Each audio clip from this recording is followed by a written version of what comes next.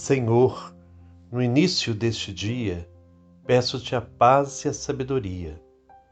Torna-me uma pessoa virtuosa, espelho de tua bondade neste mundo. Quero contemplar tuas criaturas com olhar cheio de amor, cuidado e compromisso com a justiça. Concede-me percorrer o caminho aberto por Jesus, narrado pelo evangelista Mateus, buscando o discernimento necessário para que meu estar neste mundo seja pleno de sentido e todos que comigo conviverem sintam a tua presença. Que eu possa chegar à noite com o coração em paz, por ter cumprido a vossa vontade e não ter permitido que meu dia passasse em vão. Eu posso dizer com Jesus: sim, Pai, porque assim foi de teu agrado. Amém.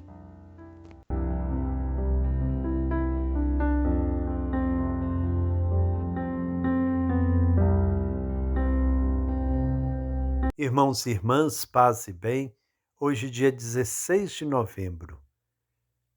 Nós seguimos nos passos da Bíblia, acompanhando o Evangelho de Mateus, que vai nos mostrando passo a passo como que Jesus é humilhado, como ele sofre por causa do anúncio da justiça.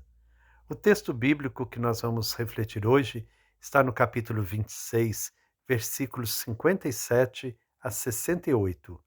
Quem irá proclamar para nós será Maria de Lourdes Ferreira, de Bom Jesus do Amparo, em Minas Gerais. Então cuspiram no rosto de Jesus e bateram nele. Vamos então nos preparar para ouvir esta palavra que Deus nos dirige.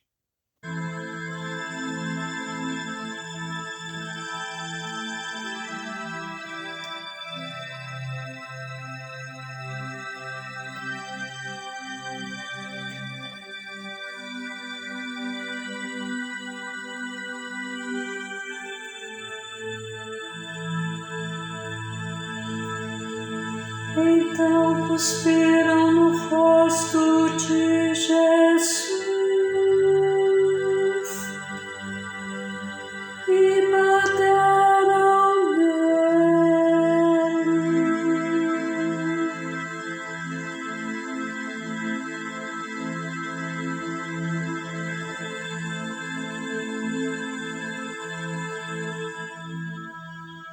Aqueles que prenderam Jesus o levaram à casa do sumo sacerdote Caifás, onde os doutores da lei e os anciãos estavam reunidos. Pedro seguiu Jesus de longe até o pátio da casa do sumo sacerdote. Entrou e sentou-se com os guardas para ver como terminaria tudo isso.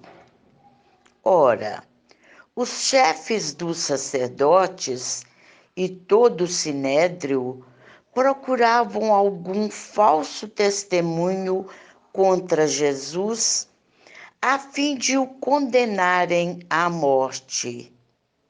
E nada encontraram, embora se apresentassem muitas falsas testemunhas.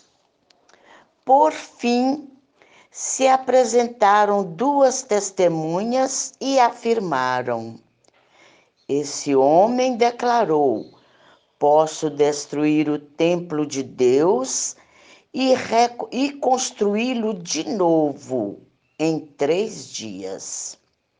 Então, o sumo sacerdote levantou-se e perguntou a Jesus: nada tens a responder ao que essas testemunhas falaram contra ti? Mas Jesus continuou calado. E o sumo sacerdote disse: eu te conjuro pelo Deus vivo, que nos digas se tu és o Messias, o Filho de Deus. Jesus respondeu: é como você acabou de dizer. Além disso, eu lhes digo: de agora em diante, vocês verão o Filho do Homem sentado à direita do Todo-Poderoso e vindo sobre as nuvens do céu.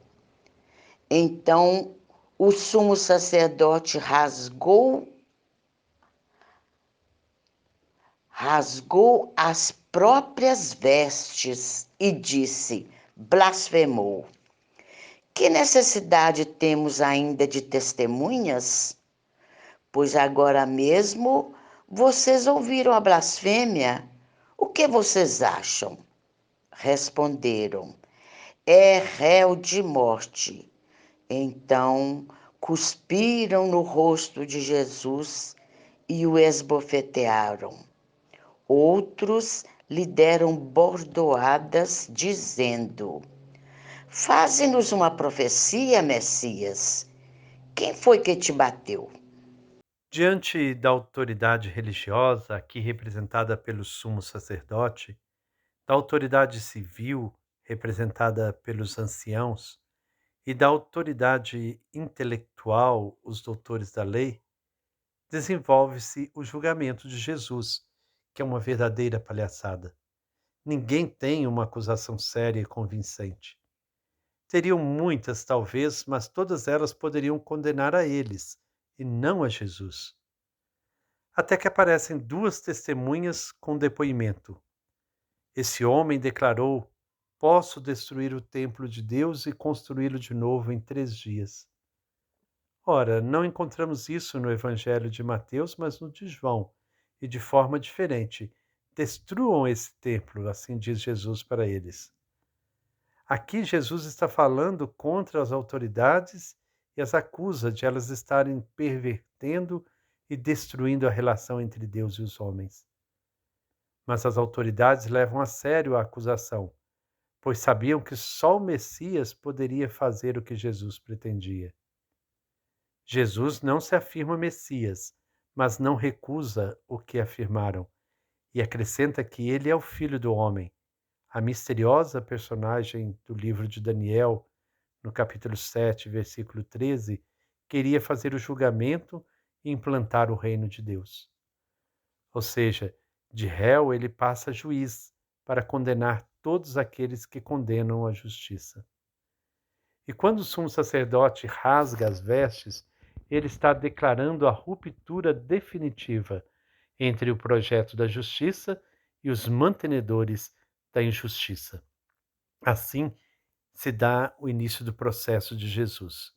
E nós vamos vendo que muitas e muitas vezes os poderosos usam de armas não tão legítimas ou ilegítimas para condenar o justo.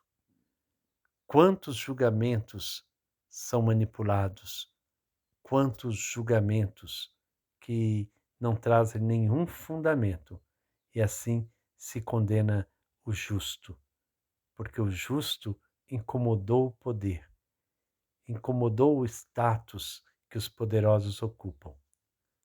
Que nós possamos cada vez mais estarmos verdadeiramente do lado da justiça, sermos de fato filhos e filhas de um Deus do amor e da justiça, e assim não estarmos coniventes com esses falsos juízes, com essa falsa prática de justiça, que na verdade é a injustiça travestida de justiça.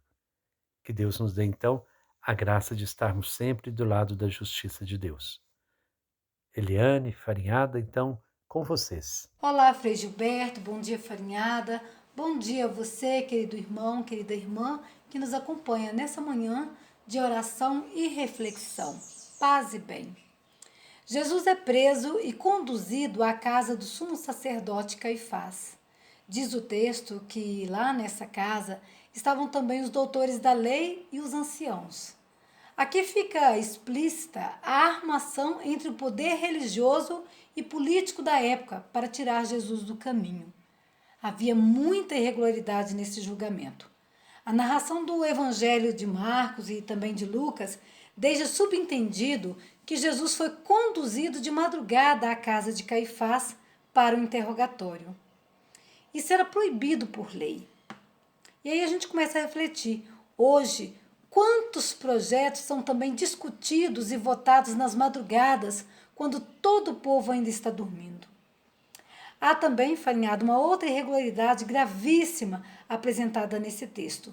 Eles procuravam algum falso testemunho para condenar Jesus. Eles não tinham provas suficientes, precisavam inventar. Bom dia, Eliane, bom dia, Frei Gilberto e você que reza com a gente.